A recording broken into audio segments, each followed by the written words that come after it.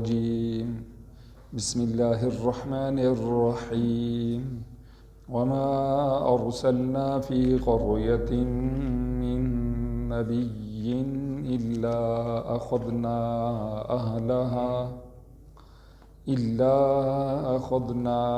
أهلها بالبأساء والضراء لعلهم يضرعون ثم بدلنا مكان السيئة الحسنة حتى عفوا وقالوا قد مس آباءنا الضراء والسراء فأخذناهم بغتة وهم لا يشعرون صدق الله العظيم وما ارسلنا اور ہم نے نہیں بھیجا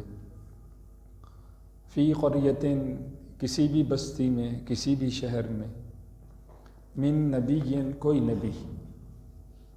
الا مگر اخذنا ہم نے پکڑا اہلہا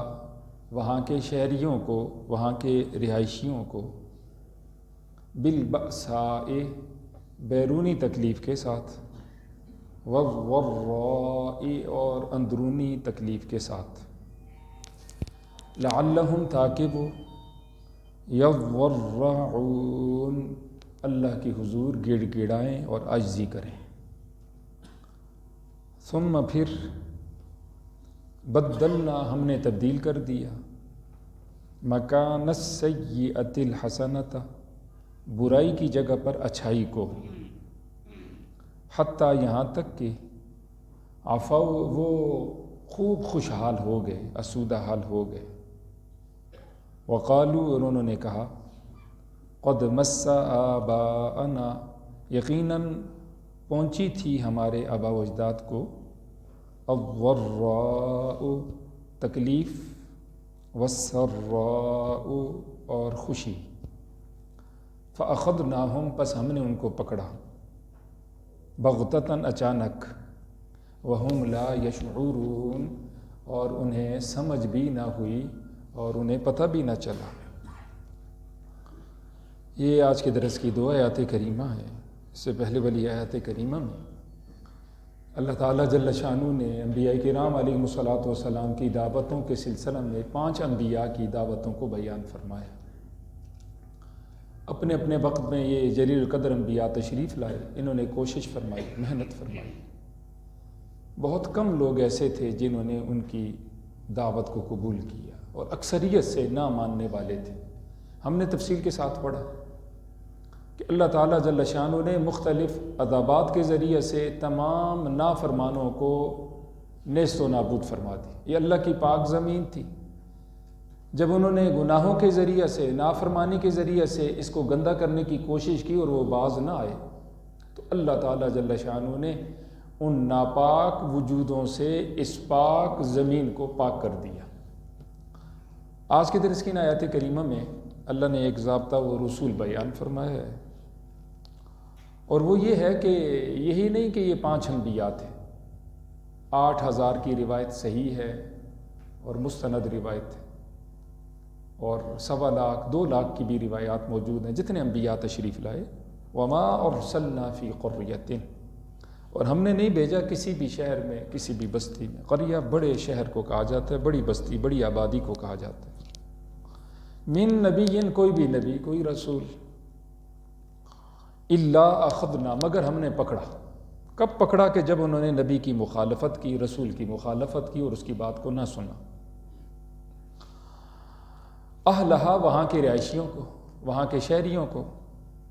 بالبأساء تکلیف کے ساتھ والضراء اور سختی کے ساتھ علماء فرماتے ہیں بأس کا تعلق بیرونی تکلیف کے ساتھ بیرونی تکلیف سے مراد مالی تکالیف قحط آ جانا دشمن مسلط ہو جانا سیلاب زلزلے یا بیرونی جتنی تکلیفیں اس کو بأس کہا جاتا ہے والضراء کا معنی اندرونی تکلیف جسم بیمار ہو گیا کوئی خوف پیدا ہو گیا گھبراہٹ پیدا ہو گئی یہ اندر کی جسمانی جتنی بیماریاں ہیں تکالیف ہیں فرمایا ہم نے ان عذابات کے ذریعے سے ان کو پکڑا،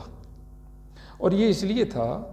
لعلہم، تاکہ وہ جو نافرمان ہیں یضرعون، اللہ کی حضور عاجزی کریں، گڑ گڑائیں. یہ اس لیے تھا کہ تاکہ وہ لوٹ آئیں، لیکن ایسا نہ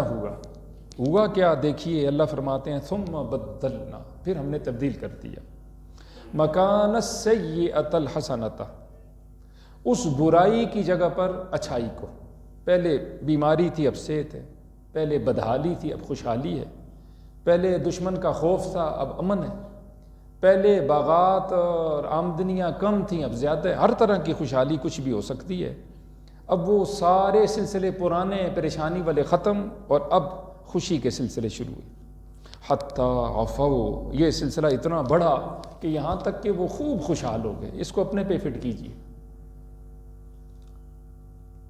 اتنے خوشحال ہو گئے کہ وقالو، انہوں نے کہا قد مس آباءنا، یقیناً جی پہنچی تھی ہمارے آباء و اجداد کو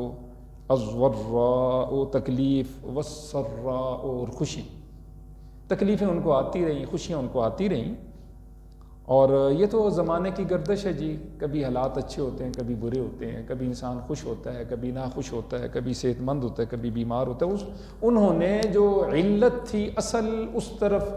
ذہن نہ لگایا، بلکہ اس کو زمانے کی گردش کہا. تو اللہ فرماتے ہیں اسی طرح وہ مست رہے اپنی نافرمانیوں میں. فَأَخَذْنَاهُمْ، ہم نے ان کو پکڑ لیا بغتتاً، اچانک. پہلے تو اچانک نہ تھا،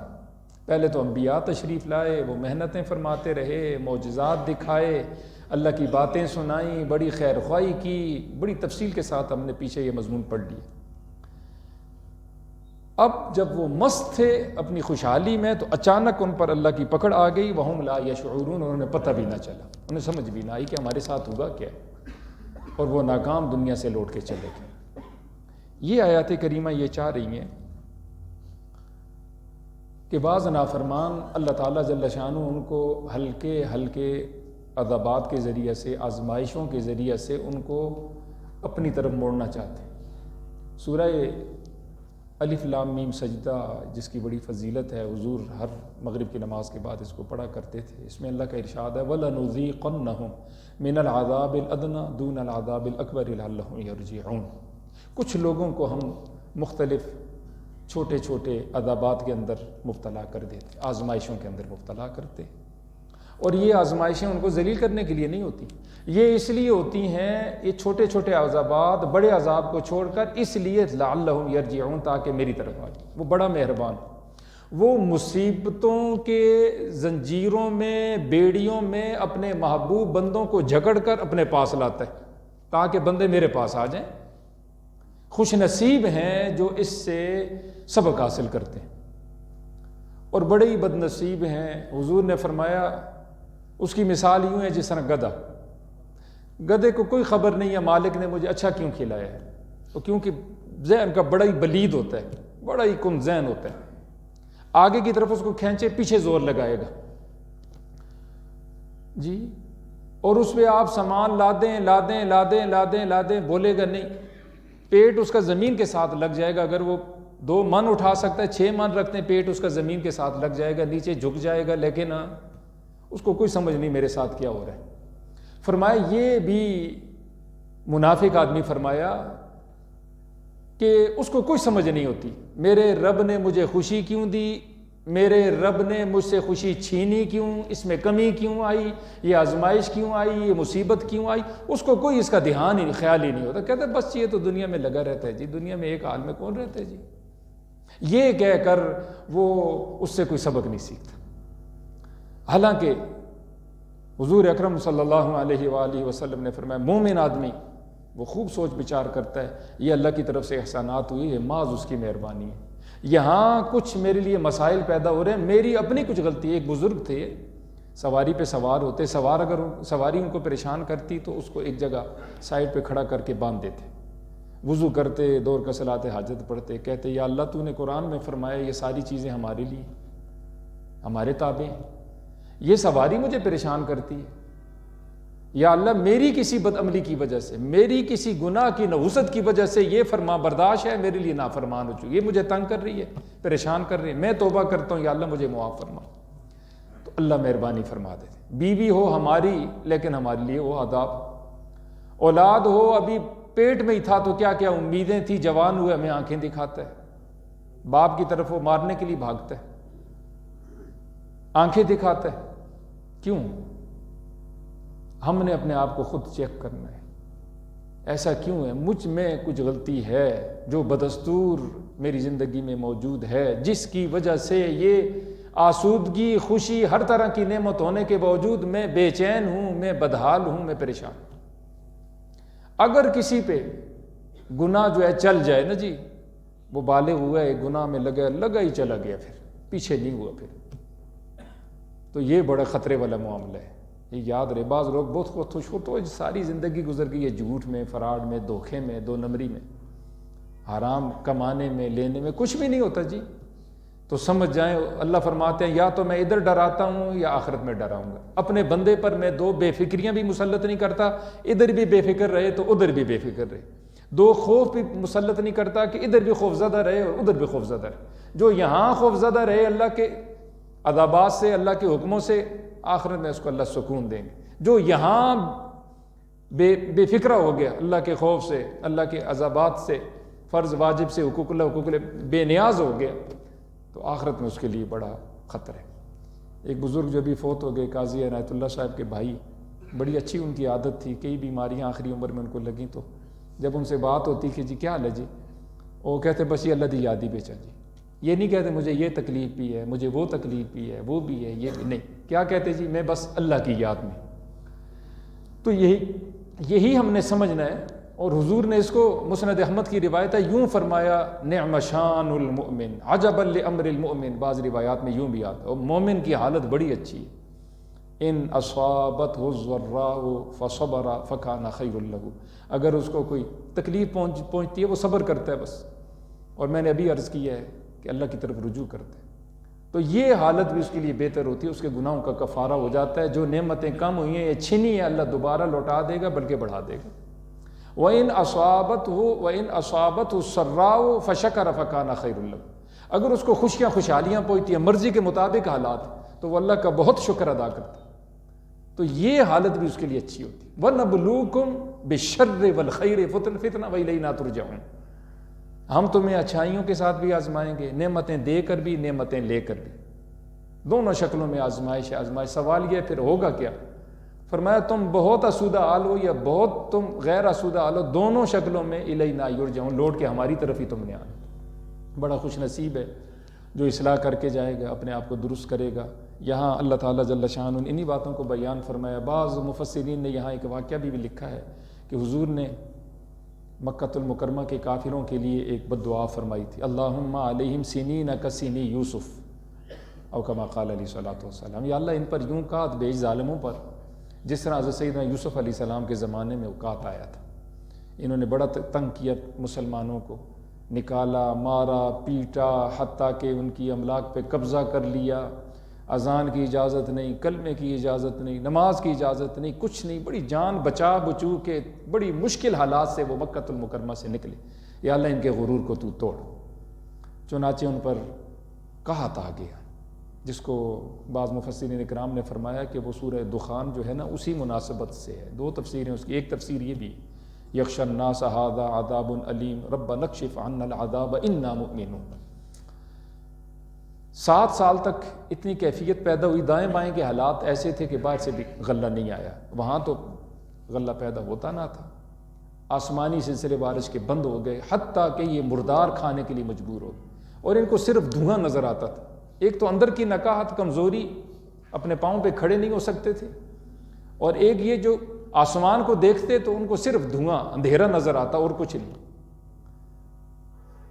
اس عذاب کے آ چکنے کے بعد انہوں نے کہا یہ اگر عذاب زائل ہو جائے، ان کو کچھ احساس پیدا ہوا بعضوں کو کہ شاید کہ ہم نے مسلمانوں کے ساتھ برا سلوک کیا، اس کی وجہ سے وبال ہے۔ لیکن اللہ کی شان، جب وہ 7 سال گزر گئے، آسودگی ہوگی، پہلے سے زیادہ آسودہ حال ہو گئے، تو وہ کہنے لگے جی یہ تو بس ہوتا رہتا ہے، کبھی کات سالی ہوتی ہے، کبھی بڑی خوشحالی ہوتی ہے، کبھی صحت ہے، کبھی بیماری ہے، کبھی امن ہے، کبھی جنگ ہے۔ یہاں اللہ نے فرمایا اخذناہم بغتہ، پھر اللہ نے ان کو پکڑا، اور ائمۃ الکفر جتنے تھے مختلف جنگوں میں وہ تباہ اور برباد ہو گئے، ہمیشہ کے ناکام ہو گئے۔ بہرحال ہم نے سبق سیکھنا ہے، اپنی اصلاح کرنی ہے، ہم نے منافق نہیں بننا، مومن بن کے اللہ کی طرف رجوع کرتے ہوئے اللہ تعالیٰ جل شانہ کی طرف سے جو بھی حالات آ رہے ہیں اس سے ہم نے سبق سیکھنا ہے۔ اگر حالات اچھے ہیں تو شکر ہے، اگر حالات برے ہیں تو پھر صبر ہے۔ اللہ سے دعا ہے اللہ ہمیں یقین عمل کی توفیق سے مالا مال فرما دے۔